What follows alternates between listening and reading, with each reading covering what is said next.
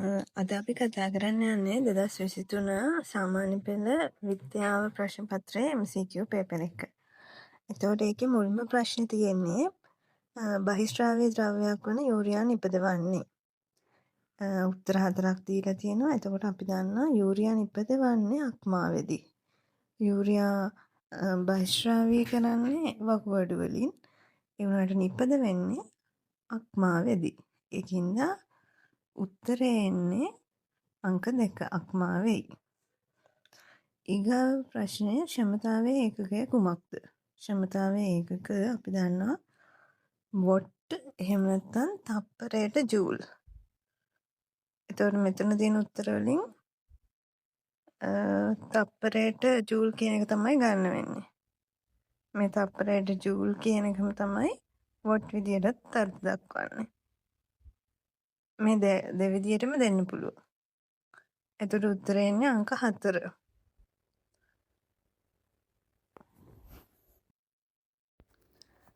තුන්වෙනි ප්‍රශ්නය අයිසෝප්‍රොපිල් alcohol අණුවක CH3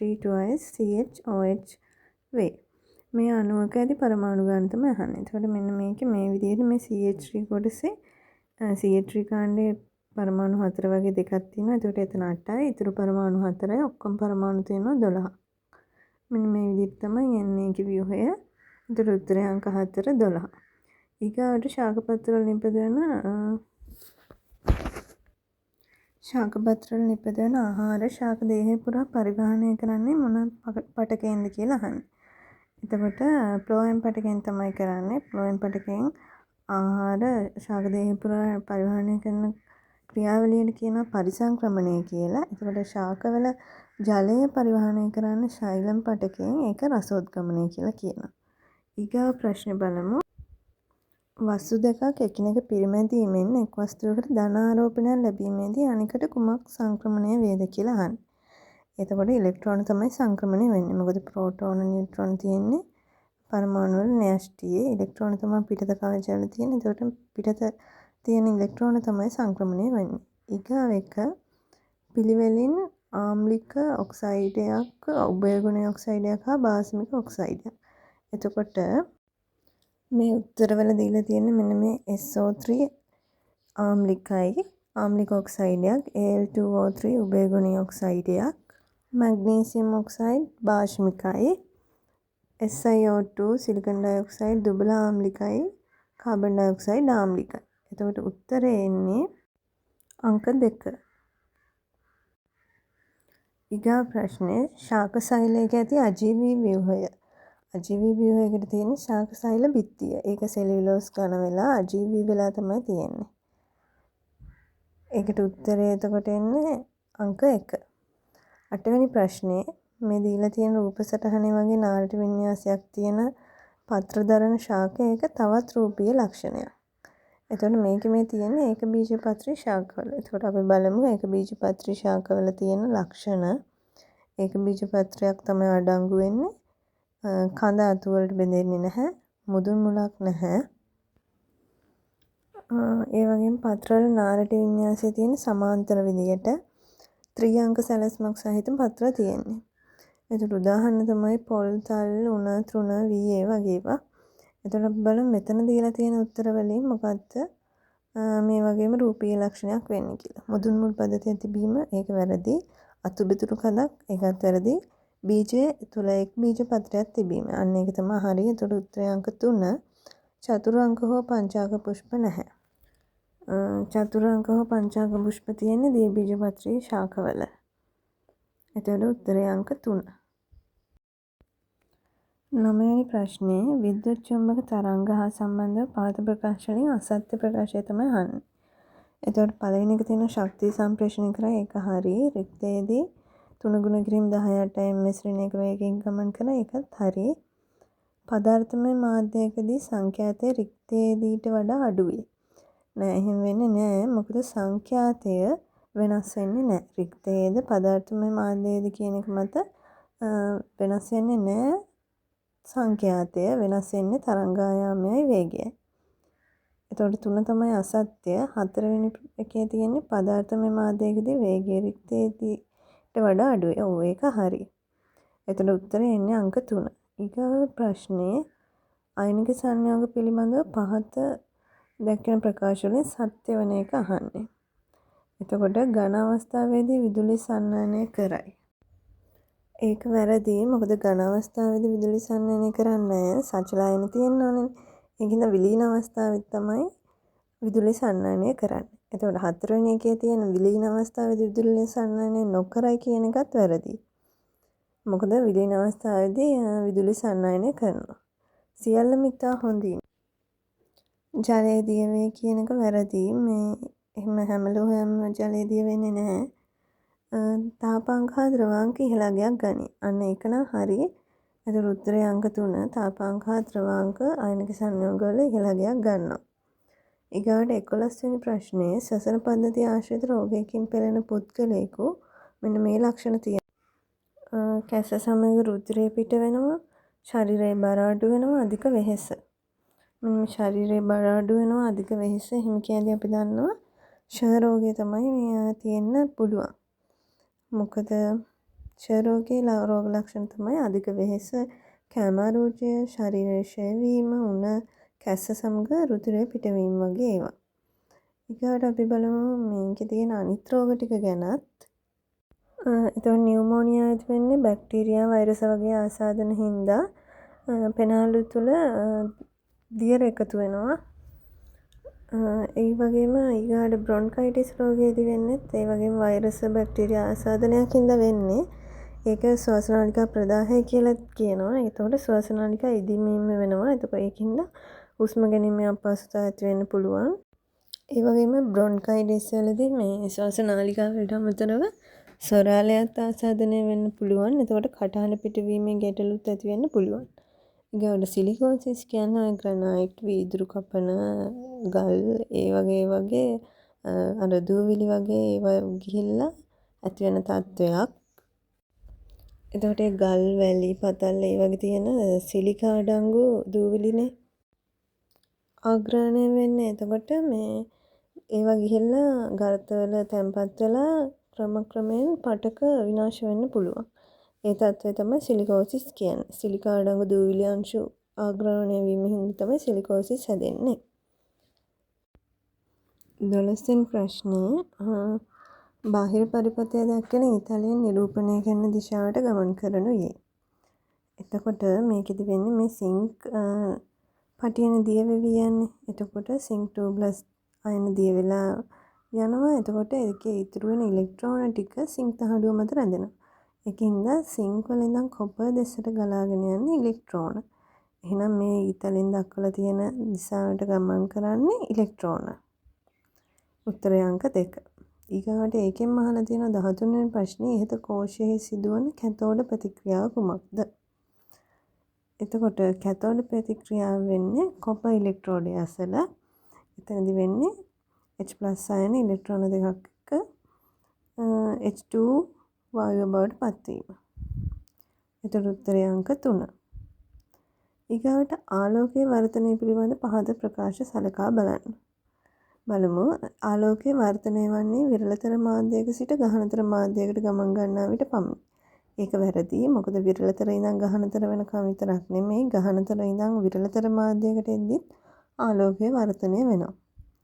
B වර්ධනයට හේතු වන්නේ මාධ්‍ය දෙකේදී ආලෝකයේ වේග එකිනෙකින් වෙනස් වීමයි. ඔව් ඒක හරි. ඒකෙන්ද තමයි වර්ධනය වෙන්නේ. C වර්ධනයේදී ආලෝකයේ සංඛ්‍යාතය වෙනස් වෙයි. නෑ සංඛ්‍යාතය වෙනස් වෙන්නේ නෑ. එතකොට මෙතනින් සත්‍ය B. 15 වෙනි ප්‍රශ්නය පොළොව මතදී ගුරුත්වාකර්ෂණ ත්වරණය 10 ms ඍණ 2 වේ. සඳ මතදී එම අගය පොළොවේදීමෙන් 6න් එකකි. පොළොව මතදී නිව්ටන් 60ක් වන වස්තුවක සඳ මතදී බර. එතකොට මම මේක මේ විදිහට ලියලා තියෙනවා. පොළොව මතදී වස්තුවේ බර 60 නිව්ටන්. ඊගාට එතකොට මේ බර කියන්නේ ස්කන්ධයේ ගුරුත්වාකර්ෂණ ත්වරණයෙන් ගුණ කරාම එන අගයනේ. එතකොට පොළොව මතදී ගුරුත්වාකර්ෂණ ත්වරණය 10 ms ඍණ 2. එන හඳ මතදී ඒ වගේ 6න් එකක්. එතකොට ඇත්තටම මේ වස්තුවේ ස්කන්ධය කිලෝග්‍රෑම් 6යි. එන සද්ද මතදී වස්තුවේ බර එන්නේ වස්තුවේ ස්කන්ධයේ සඳ මත තියෙන ගුරුත්වාකර්ෂණ ත්වරණයෙන් ගුණ කරාම. ඒ කියන්නේ කිලෝග්‍රෑම් 6 ගුණ කරන්න ඕනේ 10න් 6න් එකෙන්. එතකොට එන්නේ 10යි. එතකොට සඳ මතදී බර වෙන්නේ නිව්ටන් 10යි. උත්තරේ අංක 1. 16 වෙනි ප්‍රශ්නේ මේ දීලා තියෙන ලක්ෂණ අතුරෙන් මැමේලියා සහ ආවේස් කාණ්ඩ දෙකට විතරක් පොදු ලක්ෂණ මොනවද කියලා අහන්නේ. එතකොට අචලතාවීත්වය හරි. ඒක තියෙන්නේ ආවේස්ලටයි මැමේලියාවන්ට. ඒ කියන්නේ ශිරපයින්ටයි පක්ෂීන්ටයි විතරයි. ඊගාට රෝමලිනාර්නියු සම ඒක තියෙන්නේ මැමේලියාවන්ට. සී අස්තිමය අභ්‍යන්තර සැකිල්ල. ඒක ඔක්කොම පෘෂ්ඨවංශී තියෙනවා. කුටිල 4ක් සහිත හෘදය තියෙන්නේ පක්ෂීන්ටයි ශිරපයින්ටයි විතරයි. එතකොට මේකේ ඒ දෙන්ගොල්ලන්ට විතරක් තියෙනවා ඉන්නේ අචලතාවීත්වයයි කුටිල 4ක් සහිත හෘදය. එතකොට උත්තරේ අංක 2. ඊළඟ ප්‍රශ්නේ ලෝහ පිළිබඳ අසත්‍ය ප්‍රකාශය අහන්නේ. මූලද්‍රව්‍ය වලින් බහුතරය ලෝහ වේ. ඔව් ඒක හරි. ඊට සියලුම ලෝහ විද්‍යුතය සන්නායනය කරයි. ඒකත් හරි. ඊට ලෝහ පරමාණු ඉලෙක්ට්‍රෝන පිට කරමින් ධන අයන නිපදවයි. ඒකත් හරි. සියලුම ලෝහ අම්ල සමග ප්‍රතික්‍රියා කර හයිඩ්‍රජන් පිට කරයි. ඒක වැරදි. තඹ රන් රිදී වගේ ශක්තිතා ශ්‍රේණිය පහළ තියෙන ලෝහ හයිඩ්‍රජන් පිට කරන්නේ නැහැ අම්ලත් එක්ක ප්‍රතික්‍රියා කරලා. ඒවා සාමාන්‍ය HCl වගේ අම්ලත් එක්ක ප්‍රතික්‍රියා කරන්නේ නැහැ. ඒකින්ද හයිඩ්‍රජන් නිපද වෙන්නේ නැහැ. සමහර නයිට්‍රික් අම්ල වගේ එක පිට කරලා වෙන ඵල නිදහස් වෙන්න පුළුවන්. ඊගාවට 18 වෙනි ප්‍රශ්නේ එක්තරා ද්‍රාවණයකට මෙතිල් ඔරේන්ජ් බිඳු කිහිපයක් එක්කල විට එම ද්‍රාවණය රතු පැහැයට හැරිනි. එතකොට මෙතිල් ඔරේන්ජ් කියන දර්ශකයක්නේ. එතකොට දර්ශකයක් භාෂ්මික මාධ්‍යයේදී එක පාටකුත් ආම්ලික මාධ්‍යයේදී තව පාටකුත් දෙන්න ඕනේ. ඒකින්ද අපි බලමු මෙතිල් ඔරේන්ජ් වල ආම්ලික වර්ණය තමයි රතු, භාෂ්මික වර්ණය කහ. එහෙනම් දැන් මේ මෙතිල් ඔරේන්ජ් දාලා තියෙන ආම්ලික ද්‍රාවණයකට. එහෙනම් අපි pH පරිමාණය ගත්තම 7 කියන්නේ උදාසීන. 7ට අඩු කියන්නේ ආම්ලික. එතකොට ඒ වගේම ප්‍රබල ආම්ලික වෙන්නේ මුල්ම හරිය අංක 2, 1, 2, 3 ඒ වගේම ප්‍රබල ආම්ලික. ඊගාට භාෂ්මික ගත්තම ඒ වගේ අර අන්තිමේටම තියෙන අංක හරිය තමයි ගොඩාක් ප්‍රබල භාෂ්මික. එතකොට දැන් මේ ප්‍රශ්නෙට අදාළව ඒකේ ද්‍රාවණය රතු පාට වෙලා කියන්නේ එහෙනම් මේ 7ට අඩු pH අංකයක් තමයි තියෙන්න ඕනේ. එහෙනම් මෙතන තියෙන උත්තර වලින් අපිට ගන්න පුළුවන් pH 2. ඒක තමයි ආම්ලික. මෙතන තියෙන 12 14 කියන්නේ ගොඩක් භාෂ්මික. ඒකින්ද උත්තරේ අංක 1 pH 2යි. ඊගා 19 වෙනි ප්‍රශ්නේ නැවක සිට මුහුදු පතුලට යවන ලද අත්‍යධ්වනි තරංගයක් පරාවර්තනය වී නැවත එනවා. එතකොට මේකේ එහෙම ආපහු පරාවර්තනය වෙලා එන්නේ අන සම්පූර්ණ කාලය තප්පර 4ක්. මුහුදු පතුලට ඇති ගැඹුර මීටර් 2880යි.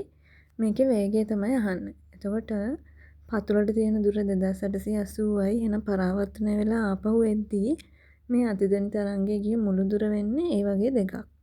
එතකොට එනවා 5760ක් මීටර.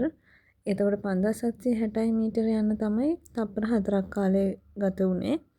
වේගය කියන්නේ ගිය සම්පූර්ණ දුර බෙදීම සම්පූර්ණ කාලය.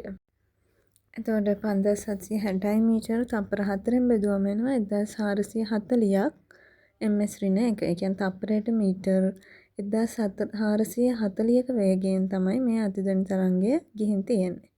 ඒකින්ද උත්තරේ අංක 2 තප්පරයට මීටර 1440යි. ඊගා ප්‍රශ්නේ වායුවක ලක්ෂණ කිහිපයක් පහත දැක්වේ. එතකොට මේ ලක්ෂණ වලට අදාළ වායුව තමයි ඔයාලා තෝරන්න ඕනේ. පහසුවෙන් දහනය කළ හැකිය. සාමාන්‍ය වාතයට වඩා ඝනත්වයෙන් අඩුය. ජලයේ මද වශයෙන් ද්‍රාව්‍ය වේ. ඇත්තටම මෙතනින් මුල් එක ගත්තොත් පහසුවෙන් දහනය කළ හැකි වායු විදිහට ඔක්සිජන්, හයිඩ්‍රජන් ගන්න පුළුවන්. ඒ වගේම ජලයේ මද වශයෙන් ද්‍රාව්‍ය වෙන ඒවටත් හයිඩ්‍රජන්, ඔක්සිජන්, කාබන් ඩයොක්සයිඩ් ඒව ගන්න පුළුවන්. හැබැයි මෙන්න මේක විශේෂම එක තමයි සාමාන්‍ය වාතයට වඩා ඝනත්වයෙන් අඩුයි කියන එක. එතකොට අපි දන්නවා සාමාන්‍ය වාතයේ 78%ම නයිට්‍රජන් තියෙනවා 20.9ක් විතරම ඔක්සිජන් තියෙනවා. එතකොට ඉතුරු ඒවා අනිත් ගෑසස් වලට. අනිත් වායුන් තමයි අනිත් ඉතුරු පොඩි ප්‍රමාණය. එතකොට එහෙනම් නයිට්‍රජන් වලටත් වඩා බර අඩු ඝනත්වය අඩු වායුවක් වෙන්න ඕනේ. එතකොට අපිට ගන්න පුළුවන් මෙතනින් හයිඩ්‍රජන් කියලා. එතකොට උත්තරේ වෙන්නේ අංක 1 හයිඩ්‍රජන්. මොකද මේක අපි ගත්තේ වාතයට වඩා ඝනත්වයෙන් අඩු කියන එක සලකා බලලා. අංක 21 හෘද ස්පන්දන වේගය පාලනය කරන මධ්‍ය ස්නායු පද්ධතියට අයත් කොටස කුමක්ද?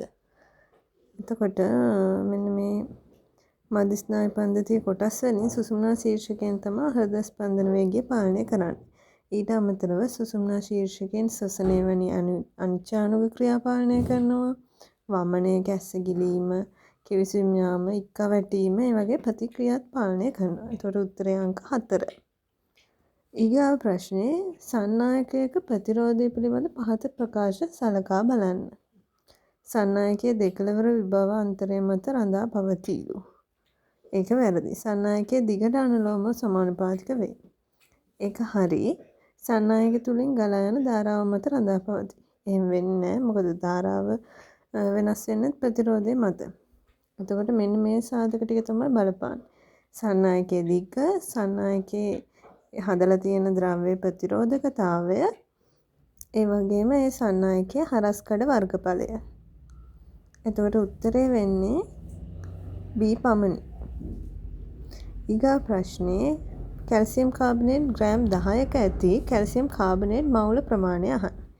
එතකොට කැල්සියම් කාබනේට් වල මෞලික ස්කන්ධය දීලා තියෙනවා 100යි. එතකොට අපි දන්නවා මවුල ගාන සමාන වෙන්නේ ස්කන්ධය බෙදීම මෞලික ස්කන්ධයට. එහෙනම් මෙතන මෞලික ස්කන්ධය දීලාම තියෙනවා. මම මෙතන හොයන විදියක් දාලා තියෙනවා. ඒ වුණාට මේකේ දීලාම තිබ්බනේ 100යි ග්‍රෑම් මවුලයට කියලා. එහෙනම් තියෙන ග්‍රෑම් 10ක මෞලික ස්කන්ධය 100යි. 10 100ෙන් බෙදුවම මවුල ගාන එනවා 0.1. ඒ කියන්නේ උත්තරේ අංක 2 තමයි එන්නේ. මවුල 0.1යි. 24 වෙනි ප්‍රශ්නය කාබෝහයිඩ්‍රේට් පිළිබඳ නිවැරදි ප්‍රකාශය තමයි අහන්නේ. සියලුම කාබෝහයිඩ්‍රේට් ජල ද්‍රාව්‍ය වේ. සියලුම කාබෝහයිඩ්‍රේට් ස්පටික රූපී වේ. මෙතන සියලුම කිව්වම මොනොසැකරයිඩ්, ඩයිසැකරයිඩ්, පොලිසැකරයිඩ් ඔක්කොම ගැන සලකා බලන්න එපායිනේ. එතකොට අපි දන්නවා පොලිසැකරයිඩ් ජල ද්‍රාව්‍යයක් නෑ, ස්පටික රූපීත් නෑ. එහෙනම් පළවෙනි උත්තර දෙකම වැරදි. පොලිසැකරයිඩ් වලට අදාළව ඒ උත්තර දෙක වැරදි. ඊළඟට තියෙන කාබෝහයිඩ්‍රේට් වල කාබන් හා හයිඩ්‍රජන් අතර අනුපාතය 1:2 වේ. අතන මේකේ අපි ගන්නේ කාබන්, හයිඩ්‍රජන්, ඔක්සිජන්. මෙතන ඔක්සිජන් දීලා නැහැ. ඒකින්ද ඒකත් අපිට වැරදි උත්තරයක් විදිහට තමයි ගන්න වෙන්නේ. ඊළඟට ග්ලූකෝස් යන කාබෝහයිඩ්‍රේට් වල තැනුම මේකයි. ඒක හරි. මොනොසැකරයිඩ්, ඩයිසැකරයිඩ්, පොලිසැකරයිඩ් ඔක්කොගෙම මූලිකවම ගත්තොත් ග්ලූකෝස් තමයි තැනුම ඒකකයේ විදිහට ගන්නෙ. ඊළඟ ප්‍රශ්නේ දකුණු පසින් දැක්වෙන්නේ. එතකොට මෙන්න මේ දීලා තියෙන්නේ AB කියලා සමාන දිගින් යුතු පටි දෙකක්. ඊට පස්සේ මේකේ කියලා තියෙනවා මෙහි වැඩියෙන් ප්‍රසාරණය වන ලෝහය A, අඩුවෙන් ප්‍රසාරණය වන ලෝහය B. එතකොට එහෙනම් මේ A කියන මේ සුදු පාට පටිය ගොඩක් ඇදිලා ප්‍රසාරණය වෙනවා B ඊට අඩුවෙන්. එහෙනම් මේක දැන් එකට හයි වෙලා තියෙන හින්දා මේක එකක් දිග් වෙද්දී එකක් එච්චර දිග නැති වෙද්දී ඒක වක්‍රාකාර වෙන්න එපායිනේ. ඒ වගේම දිග වැඩි වෙන එක, ඒ කියන්නේ ඒ ලෝහය පිටතිනුත් B ඊට වඩා දිග් වෙන්නේ අඩු වෙන හින්දා ඒක ඇතුළු පැත්තට නැමෙන විදියට මෙන්න මේ 4 වෙනි උත්තරේ විදියට තමයි ප්‍රසාරණය වුණාන් පස්සේ තියෙන්න ඕනේ. එතකොට වලට පේනවා ඉතින් ඒ වල දිග වැඩි. මොකද ඒ තියෙන්නේ පිටත රවුමේ. B තියෙන්නේ ඇතුලෙන්. එතකොට ඒ B වල දිග අඩුයි. ඒ කියන්නේ ඒක ප්‍රසාරණය වෙලා අඩුයි. ඒ වල ප්‍රසාරණතාවය වැඩි. ඒකෙන්ද ඒ වල දිග වැඩි. උත්තරේ එන්නේ අංක 4. ඊළඟ ප්‍රශ්න බලමු 26. ඝන ද්‍රව්‍යයකින් සාදන ලද වස්තුවක් ද්‍රවයක ඉපිලීම සඳහා මෙන්න මේ දීලා තියෙන උත්තර වලින් මොනවද වෙන්න ඕනේ? පළවෙනි එක ඝන ද්‍රව්‍යයේ ඝනත්වය ද්‍රවයේ ඝනත්වයට වඩා අඩු විය යුතුයි. නෑ මෙතනදී ඇත්තටම ඝනත්වය නෙමෙයි බලන්නේ ස්කන්ධය. ඒතර දෙවෙනි උත්තරේ තියෙනවා ඝන ද්‍රව්‍යයේ ස්කන්ධයේ විස්ථාපිත ද්‍රව ස්කන්ධයට සමාන විය යුතුයි. ඒ කියන්නේ වස්තු ස්කන්ධය අර විස්ථාපනය වෙන ද්‍රව ස්කන්ධයට සමාන වෙන්න ඕනේ. ඔව් අන්න ඒක හරි. අන්න එහෙම වුණාම තමයි වස්තුවක් ද්‍රවයක ඉපිලෙන්නේ. ඒ කියන්නේ වස්තුවේ බරට සමාන පරිමාවක් සමාන ස්කන්ධය සහිත ද්‍රව පරිමාවක් තමයි විස්ථාපනය වන්නේ. ඒක ඒ වගේම තමයි මේකේ උත්තරේ විදියට දෙවෙනි එකයි තුන්වෙනි එකයි දෙකම දීලා තියෙනවා. මොකද තුන්වෙනි උත්තරෙත් කියලා තියෙන්නේ ඒක ස්කන්ධ වෙනුවට බර කියලා. එතකොට මොකද එකම ගුරුත්වාකර්ෂණයනේ ඉතින් පවතින්නේ මේ දෙකටම. ඒකින්ද මෙතන බර කිව්වත් ඒ උත්තරෙත් හරි. ඒ කියන්නේ වස්තුවේ බරට සමාන විස්ථාපිත ද්‍රව පරිමාවේ බරත් සමාන වෙනවයි කියලා කියන්න පුළුවන්. එතකොට 2 3 උත්තර දෙකම හරි 26ට. ඒ වගේම තමයි ඊගා එක බලමු ඝන වස්තුවේ බර ඒ මත ඇතිවන උඩුකුරු තරපුමට වඩා අඩු විය යුතුයි. නෑ ඒක වැරදි. 27 වෙනි ප්‍රශ්නේ කැපිටල් T සිම්පල් T ඒ කියන්නේ විෂම යුග්මක ප්‍රවේණිදර්ශය සහිත ජීවීන් දෙදෙනෙකු අතර අන්තරාභිජනනයෙන් බිහිවන ජනිතයන්ගේ එකිනෙකට වෙනස් ප්‍රවේණිදර්ශ සංඛ්‍යාව සහ රූපානුදර්ශ සංඛ්‍යාව අහන්න. එතකොට මෙන්න මෙහෙම ගත්තොත් මුහුම් සටහන විෂම යුග්මකනේ මව් ජීවීන් දෙදෙනාම. එතකොට ඒකෙන් අපිට හම්බෙනවා capital T simple T capital T simple T. එතකොට ඒවා මුහුම් කරන්නේ වුණාම කැපිටල් T තියෙන එක්කෙනෙක් ඉන්නවා, කැපිටල් T සිම්පල් T තියෙන දෙන්නෙක් ඉන්නවා, සිම්පල් T තියෙන එක්කෙනෙක් ඉන්නවා. එතකොට මෙහෙම මේ අපි ලියලා තියෙන ඒවට කියන්නේ ප්‍රවේණිදර්ශ. එතකොට ප්‍රවේණිදර්ශ තමයි මේ සමයුග්මක කැපිටල් T ඒ කියන්නේ සමයුග්මක උස කැපිටල් T සිම්පල් T ඉන්න දෙන්න ඒ වගේම සිම්පල් T. එතකොට ප්‍රවේණිදර්ශ අපිට තියෙනවා 3ක්. මොකද කැපිටල් T කැපිටල් T ඉන්නවා, කැපිටල් T සිම්පල් T දෙන්නෙක් ඉන්නවා, සිම්පල් T එක්කෙනෙක් ඉන්නවා. එතකොට ඔක්කොම ප්‍රවේණිදර්ශ තියෙනවා 3ක්. Capital T capital T simple T. ඒ කියන්නේ ප්‍රවේණිදර්ශ 3ක් තියෙනවා. හැබැයි දැන් මේ කැපිටල් T සිම්පල් T අයත් උස රූපානුදර්ශය පෙන්වන හින්දා උස 3 දෙනයි මිටි එක්කෙනයි ඉන්නේ. ඒකින්ද රූපානුදර්ශ 2යි තියෙන්නේ. ප්‍රවේණිදර්ශ වල මේ කැපිටල් T එක්කෙනාට අපි කියනවා සමයුග්මක උස කියලා. කැපිටල් T සිම්පල් Tට කියනවා විෂම යුග්මක සිම්පල් T සමයුග්මක. එතකොට මේකේ ඇත්තට මේ ප්‍රශ්නේ උස මිටි කියලා එකක් දීලා තිබ්බේ නැහැ. හැබැයි කැපිටල් වලින් අපිට යන්නේ ප්‍රමුඛ ජානයනේ. එතකොටත් ඉතින් මේක උදාහරණයක් විදිහට උස මිටි කියලා දාගත්තත් එන්නේ මේ උත්තරේම තමයි. ඒ කියන්නේ ප්‍රවේණිදර්ශ ඔක්කොම හම්බෙනවා 3ක්, රූපානුදර්ශ හම්බෙන්නේ 2යි. 28 ප්‍රශ්නේ සර්ව සම ABC කියන බල්බ් 3ක් තියෙනවලු මේ පරිපථයේ. ඒකේ R කියලා ප්‍රතිරෝධකයක් තියෙනවා. මේකේ ස්විච් එක ඔන් කරාම ABC බල්බ් වල දීප්තිය පිළිබඳ තමයි අහන්නේ. එතකොට දැන් මේ C තියෙන්නේ මේකට ශ්‍රේණිගතව, AB තියෙන්නේ සමාන්තරගතව. එතකොට ඒ වලට ඒ වගේම ප්‍රතිරෝධකයකුත් තියෙනවා. එතකොට මේකේ යන සම්පූර්ණ ධාරාව මේ ශ්‍රේණිගතව තියෙන Cට ලැබෙන හින්දා C වල තමයි දීප්තිය වැඩිම. ඊගාවට AB ගත්ත මේ දෙක සමාන්තරගතව තියෙන්නේ. ඒකෙනුත් ඒට ප්‍රතිරෝධකයක් ඍජුවම සම්බන්ධ වෙලා තියෙන හින්දා ඒකේ දීප්තිය තවත් අඩු වෙනවා. එහෙනම් දෙවෙනියට දීප්තිය වැඩි වෙන්නේ B වල.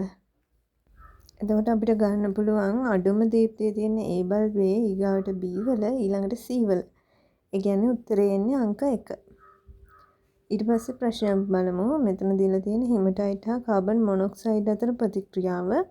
එතකොට Fe2O3 මවුල 1කින් Fe කොච්චර, ඒ කියන්නේ යකඩ මවුල කොච්චරක් නිපදවන්න පුළුවන්ද කියලා අහන්නේ. එතකොට මෙන්න මේ වගේ අපි මේකේ මේ තියෙන ප්‍රතික්‍රියාවේ එක එක සංඝටක අතර අනුපාතය ලියා ගන්නවට කියනවා ඒකේ ස්ටොයිකියෝමිතිය කියලා. එතකොට මේකේ ඉන්නේ Fe2O3 වලට එකකට කාබන් මොනොක්සයිඩ් 3යි ප්‍රතික්‍රියා කරාම Fe මවුල 2කුයි කාබන් ඩයොක්සයිඩ් මවුල 3කුයි හම්බෙන්න ඕනේ. ඒ කියන්නේ හිමටයිට් එකකින් Fe 2ක් හම්බෙන්න ඕනේ. අන්න එහෙම ගත්තම මේකේ ලේසියෙන්ම හොයත හැකි අපිට Fe වල යකඩවල මෞලික ස්කන්ධය 56 කියලා දීලා තියෙනවා. එහෙනම් ඒක 2කින් ගුණ කරාම 112යි ග්‍රෑම්. එතකොට උත්තරේ එන්නේ අංක 3 112යි ග්‍රෑම්.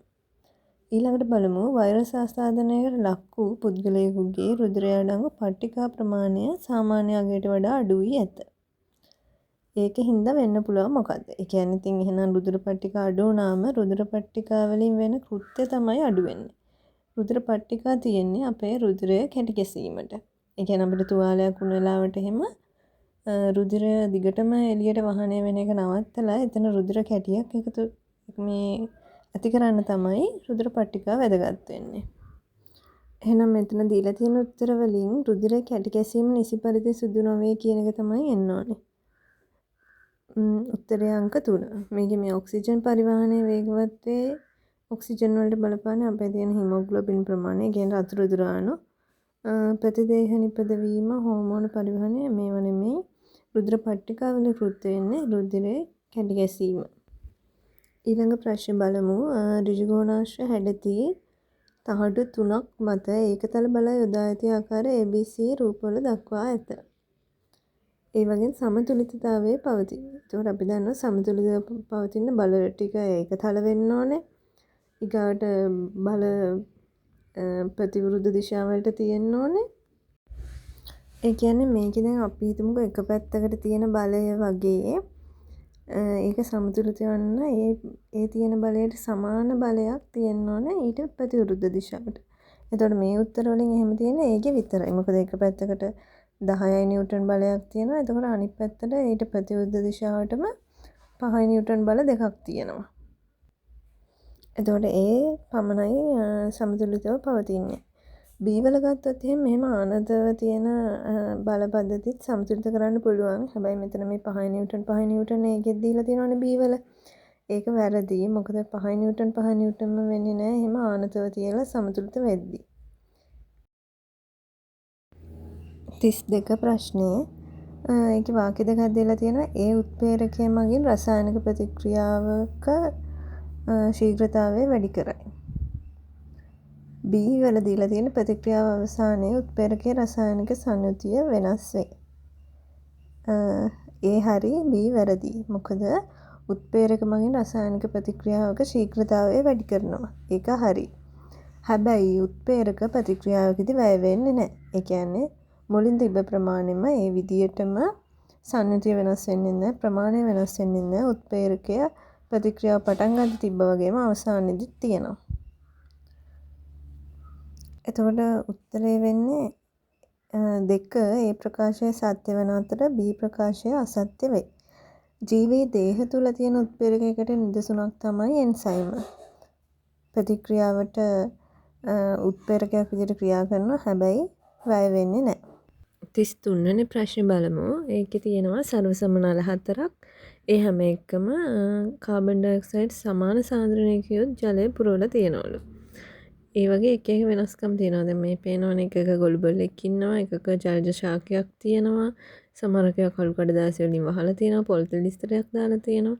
එතකොට අපි මේකෙදි බලන්න ඕනේ කාබන් ඩයොක්සයිඩ් වැඩි වෙන්නේ, ඒ කියන්නේ ශාක සත්තු දෙගොල්ලම ප්‍රාශ්වාසයෙන් කාබන් ඩයොක්සයිඩ් පිට කරනවා. ඒකින්ද සතෙක් එහෙම ඉන්න එක කාබන් ඩයොක්සයිඩ් වැඩි වෙනවා. මේ ඒ වගේම තමයි ශාක නම් ප්‍රභා සංශ්ලේෂණයේදී කාබන් ඩයොක්සයිඩ් උරා ගන්න හින්දා කාබන් ඩයොක්සයිඩ් තියෙන ප්‍රමාණය ටිකක් අඩු වෙනවා.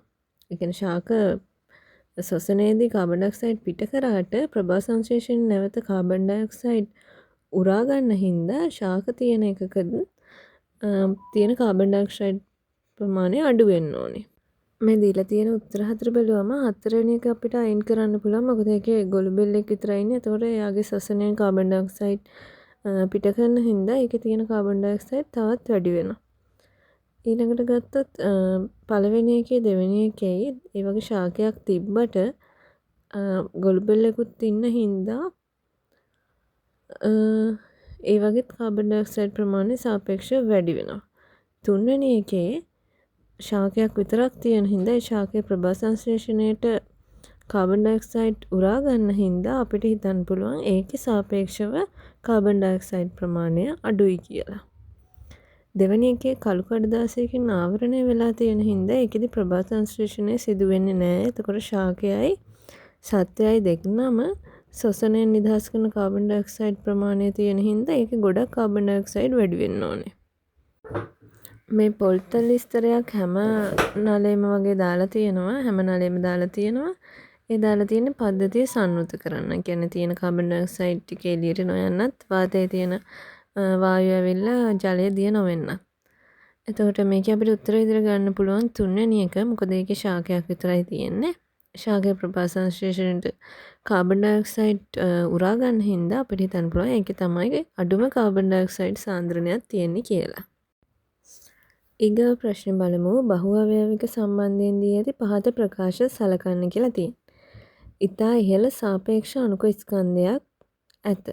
ඔව් ඒක හරි. තැනීමට දායක වන කුඩා අණු පුනරාවර්තන ඒකක ලෙස හැඳින්වේ. නෑ බහු අවයවික හැදෙන්නේ ඒක අවයවික එකතු වෙලා. පුනරාවර්තන ඒකක නෙමෙයි. ඒකින්ද B වැරදි. C වල තියෙන්නේ සම්භවය මත පදනම්ව කෘත්‍රිම හා ස්වාභාවික ලෙස වර්ග කළ හැකිය. ස්වාභාවික රබර් ප්‍රෝටීන් DNA ඒ වගේ ගන්න පුළුවන් ස්වාභාවික බහු අවයවික විදියට කෘත්‍රිම ඒවා විදියට පොලිතීන් නයිලෝන් ඒ වගේ ගන්න පුළුවන්. එතකොට උත්තරේ එන්නේ අංක 3 A හා C තමයි හරි. 35 ප්‍රශ්නේ රූපේ දක්වා ඇති A හා B පරිවෘත තඹකම්බි නගර දෙකක් මුදු යකඩ මාධ්‍යයක් වටා ඔතා ඇති ආකාරයයි. එම සැකස්ම පිළිබඳව සත්‍ය ප්‍රකාශය තමයි අහන්නේ. එතකොට අපි බලමු පළවෙනි එක S වෙච්ච වසන මොහොතේදී A හි ධාරාවක් ගලා යන අතර B හි ධාරාවක් ගලා නොයයි. මේකෙදි වෙන්න ඕනේ මේකේ මොකක් හරි මේ ධාරාව ගලා යෑමේ වෙනසක් වෙද්දි තමයි අර B වල ධාරාවක් ගලා යන්නේ. ඒ කියන්නේ එහෙනම් පළවෙනි එක වැරදි. දෙවෙනි එකේ තියෙන්නේ S වෙච්ච දිගටම වසා තැබීමේදී නෑ එහෙම දිගටම වහලා තියෙද්දි දිගටම මේකේ A වල ධාරාව ගියාට B වල එතකොට ධාරාවක් යන්නේ නෑ. මෙතනදී විශේෂයෙන්ම බලන්න ඕනේ මේ යන ධාරාව. ඒ කියන්නේ A වල යන ධාරාවේ වෙනසක් සිදුවන වෙලාව.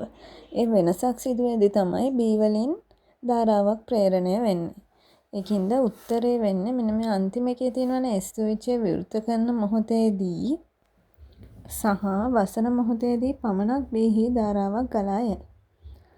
එතකොට උත්තරේ වෙන්නේ අංක 4. මොකද ධාරාවේ A වල ධාරාවේ වෙනසක් සිදු වෙන වෙලාවෙත් තමයි B වල ධාරාවක් ප්‍රේරණය වෙන්නේ. ඊළඟ ප්‍රශ්නේ බලමු. ප්‍රවේග කාල ප්‍රස්ථාර පිළිබඳ දක්වා ඇති පහත ප්‍රකාශ වලින් අසත්‍ය ප්‍රකාශය වන්නේ. ප්‍රස්ථාරයේ ආවරණය වන වර්ගඵලයෙන් වස්තුවේ විස්ථාපනය ලැබේ. ඔව් ඒක හරි. ඊගාට කියනවා නිශ්චලතාවයෙන් චලිතය ආරම්භන වස්තු සඳහා ප්‍රස්ථාරය ආරම්භනුවේ මූල ලක්ෂණ. ඔව් එතකොට නිශ්චලතාවයෙන් හින්දා බිඳුවෙන් තමයි පටන් ගන්නෙ. ඊගාවට කාලයත් සමග ප්‍රවේගය වෙනස් වන චලිතයකදී ප්‍රස්ථාරය අනුක්‍රමණය ශුන්‍ය වේ. වැරදි. මොකද ඒකාකාර ප්‍රවේගයෙන් යනවා නම් තමයි අනුක්‍රමණය ශුන්‍ය වන්නේ. කාලයත් එක්ක ප්‍රවේගය වෙනස් වෙනවා නම් ඒ කියන්නේ ඒකේ අනුක්‍රමණයක් තියෙනවනේ. එතකොට එතන තරණයක් හරි මන්දනයක් හරි තියෙනවා. එතකොට අනුක්‍රමණය ශුන්‍ය නැහැ. ඒකින්ද 3 තමයි අසත්‍ය ප්‍රකාශය වෙන්නේ. ඊගා එක තියෙනවා ප්‍රස්ථාරයේ අනුක්‍රමණයෙන් තරණය හෝ මන්දනය ලැබේ. ඔව් ඒක හරි. අපි බලමු ප්‍රවේග කාල ප්‍රස්ථාරයක්. එතකොට මේකේ y අක්ෂයේ තියෙන ප්‍රවේගය x අක්ෂයේ තියෙන්නේ කාලය. එතකොට මේ දීලා තියෙන එකෙත් මූල ලක්ෂණ පටන් ගන්න තියෙන්නේ. ඒ කියන්නේ නිශ්චලතාවයෙන් තමයි මේ වස්තුව ගමන ආරම්භ කරලා තියෙන්නේ. ඊට පස්සේ එන්න මේකේ අනුක්‍රමණය වැඩි වෙනවා. ඒ කියන්නේ මේ වස්තුව ගමන් කරන්නේ තරණයකින්.